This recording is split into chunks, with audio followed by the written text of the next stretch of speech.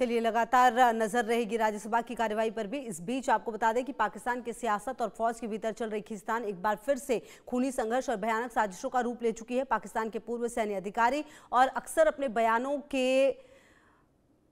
बयानों से पाकिस्तानी सेना की नींद हराम करने वाले रिटायर्ड मेजर आदिल राजा ने एक बार फिर से खुलासा किया है। और इसी खबर पर लगातार हम आपको ये भी बता रहे थे कि किस तरह से आदिल राजा ने सीधा निशाना पाकिस्तान के मौजूदा आर्मी चीफ जनरल असीम मुनीर पर साधा है। उनका दावा है कि जनरल मुनीर ने अपनी कुर्सी बचाने और भारत को उकसाने के लिए कश्मीर के पहलगाम में हमला करवाया था। इतना ही नहीं, राजा ने पाकिस्तानी फौज के अंदर हो रही मौतों का ऐसा आंकड़ा पेश किया जिसे सुनकर किसी भी देश की सेना के होश उड़ जाएंगे। मेजर आदिल राजा ने सबसे सनसनीखेज दावा भारत के खिलाफ रची गई साजिश को लेकर किया। राजा ने साफ शब्दों में कहा कि जनरल असीम मुनीर ने पहलगाम के अंदर हमला करवाया है। उन्होंने कहा कि इस पर सबूत दिए हैं, स्टोरी ब्रेक की और मैं आज भी अपनी बात पर कायम हूं। राजा के मुताबिक जनरल मुनीर की यह रणनीति फॉल्स फ्लैग ऑपरेशन का उकसाने की कार्रवाई का हिस्सा थी। उनका कहना था कि इंडिया में जाकर कुछ ना कुछ तो करना है ताकि इंडिया रिस्पॉन्ड करे। पाकिस्तानी सेना प्रमुख ये चाहते थे कि भारत सीमा पर कोई जवाबी कार्रवाई करे जिससे पाकिस्तान के भीतर राष्ट्रवाद का मुद्दा गर्म हो और मुनीर को अपनी गिरती हुई साख बचाने का मौका मिले। यह दावा साबित करता है कि पाकिस्तान की फौज अपनी ही सत्ता को बचाने के लिए सरहद पर खून खराबा करवाने से भी पीछे नहीं हट रही। तो पाकिस्तानी सेना के जो रिटायर्ड मेजर हैं उनका बड़ा बयान सामने आया है और आप समझिए कि जिस तरीके का ये बयान है उसके बाद हालांकि भारत लगातार ये जानता था कि जो कुछ भी पहलगाम में हुआ है, जिस तरीके की बर्बरता वहाँ पर की गई है, इसमें ज़रूर पाकिस्तान जो है वो शामिल हो सकता है। भारत ने जवाब भी दिया ऑपरेशन सिंदूर के ज़रिए। लेकिन आप देखिए कि अब जो आदिल राजा हैं, पूर्व मेजर पाकिस्तान के ही, उनकी तरफ से बड़े खुलासे जो है वो हुए हैं। इमरान खान ही मुनीर को कंट्रोल कर सकते हैं, ये भी कहा जा रहा है। और अजय की मौजूदगी हमारे साथ है। अजय, देखिए, जो ये खुलासा किया गया है ये भी अफगानिस्तान में भी जो खेल चल रहा है वहाँ से लेकर और जो भारत में खूनी खेल खेलने की कोशिश की गई, सब कुछ एक एक करके बताते हुए नजर आए हैं। ने इस चीज को पूरे तरीके से साफ किया है कि आखिरकार क्या हुआ।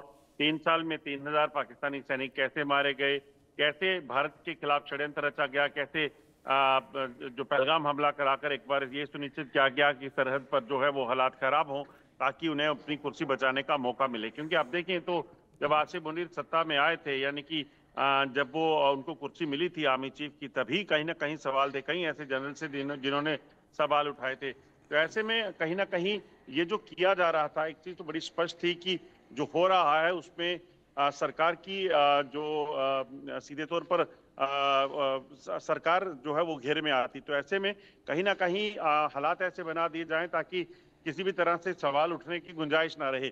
उस चीज को सुनिश्चित करने का प्रयास जो है आसिम मुनीर करना चाहते थे, इसलिए उन्होंने हमला किया।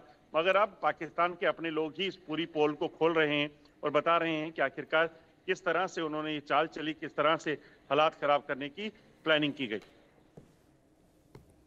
बिल्कुल। और सबसे बड़ी बात ये भी है अजय, जिसका जिक्र लगातार हम करते भी हैं कई बार कई कार्यक्रमों में, जो पाकिस्तान के ये जो असीम मुनीर हैं या फिर शहबाज शरीफ हैं, इनको अपने जो सेना है उनकी भी चिंता नहीं है। क्योंकि आप देखिए कि उनके लिए भी जो इनकी नीतियां रही हैं वो कितनी गलत रही हैं। कुल मिलाकर ना वहाँ की आवाम खुश हो पा रही है, सही से रह पा रही है, ना वहाँ की सेना जो है वो किसी तरीके से सेटिस्फाइड हो पा रही है। कुल मिलाकर जो कुछ लोग हैं बस वही सत्ता का सुख भोग रहे हैं और अपनी चिंता कर रहे हैं।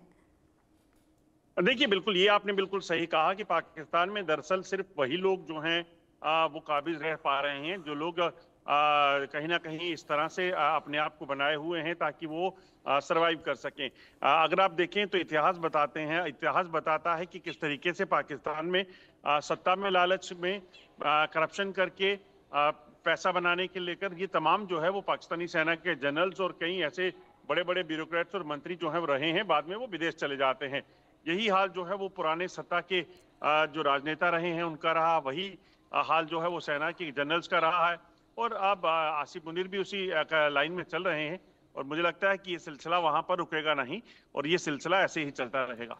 बिल्कुल। और जो स्थिति है, एक बात ये भी अजय तय है कि ये जो जितनी बातें पता चली उससे ये तो तय है कि पाकिस्तान की फौज की हालत बहुत ज़्यादा ख़राब है। और शायद यही वजह है अजय, जो पिछले कुछ दिन से हम देख रहे हैं कि बीएलए किस तरह से हमला करता है तो पाकिस्तानी सैनिकों की जान चली जाती है। अभी टीटीपी ने हमला किया था तो कल 9 पाकिस्तानी सैनिकों की जान चली गई थी। कुल मिलाकर जो कमज़ोरी है पाकिस्तानी सेना की वो सबके सामने आ रही है। देखिए, बिल्कुल खुशबू अगर आप देखें तो पाकिस्तान में सबसे बड़ी समस्या इस वक्त जो है वो अंदरूनी हालात हैं जो खराब हुए हैं। और वो क्यों हुए हैं? क्योंकि वहां पर जो लोग सत्ता में हैं, वहां पर जो जनरल्स कुर्सियों पर हैं, वो उनको फिक्र नहीं है अपने देश की, अपने लोगों की। इसीलिए तो पीओके के लोग जो हैं वो कहते हैं कि हमें थर्ड क्लास सिटीजन कहा जाता है। इसीलिए तो बलूचिस्तान के लोग जो हैं वो लगातार प्रदर्शन करते रहे, और जब नहीं बात बनी तो उन्होंने बंदूक उठा ली। इसीलिए खैबर पख्तूनख्वा में टीटीपी जो है आज हमलावर है। ये वही टीटीपी है जो एक समय में पाकिस्तान के कहने पर अमेरिकन फोर्सेस के साथ भिड़ गई थी।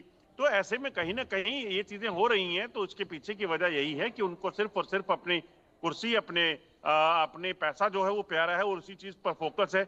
आतंकवाद पर वो उन्हें पता है कि आतंकवाद के जरिए वो दुनिया के कई देशों को जो है वो डिस्टर्ब कर सकते हैं। और कहीं ना कहीं यही आतंकवाद पर फोकस रखेंगे तो वो दिन दूर नहीं जब 1971 की तरह बांग्लादेश जब बना था, उसी तरह की तस्वीरें जो है एक बार फिर देखने को मिलेंगी। बिल्कुल। और अजय देखिए, ये कहना भी अतिशयोक्ति नहीं है कि कम से कम इनकी बातों से ये तो पता चल गया है कि जो असीम मुनीर हैं उनकी जो एक तरह से उपलब्धता भले ही अपनी जनता के लिए हो या ना हो, सेना के लिए हो ना हो, एक्सेप्टेंस नहीं है। मतलब जनता उनको पसंद नहीं करती है, कम से कम इनकी बातों से तो ये समझ में आ रहा है।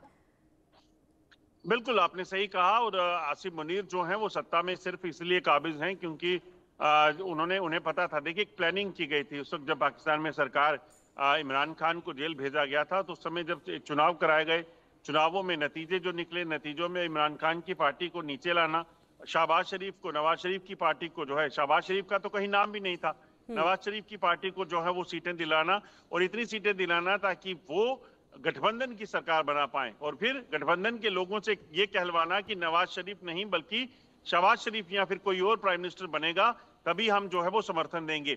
सोचिए, शहबाज शरीफ का कहीं नाम नहीं था गलियारों में, मगर उन्हें जो है वो सामने लाया गया। नवाज शरीफ की जगह शहबाज शरीफ प्राइम मिनिस्टर बने, और उसके बाद नवाज शरीफ जो है एक तरह से साइड लाइन हो गए। और उसके बाद जो है वो आसिम मुनीर का आर्मी चीफ बनना, उसके बाद लगातार सुर्खियों में रहना। अमेरिका, जब किसी भी दो देशों के बीच में जब कोई बातचीत होती है, कोई अच्छे रिश्तों की बात होती है, या तो विदेश मंत्री जाते हैं या फिर प्राइम मिनिस्टर जाते हैं। बिल्कुल, लेकिन यहाँ पर तस्वीर जो है वो कई बार ऐसी नजर आई है कि असीम मुनीर अमेरिका तक पहुंच गए थे ट्रंप से मिलने के लिए। बहुत शुक्रिया आपका अजय, इन तमाम जानकारियों के लिए। लगातार रहेगी नजर, तमाम खबरों पर नजर है, आप रहिए हमारे साथ, देखते रहिए।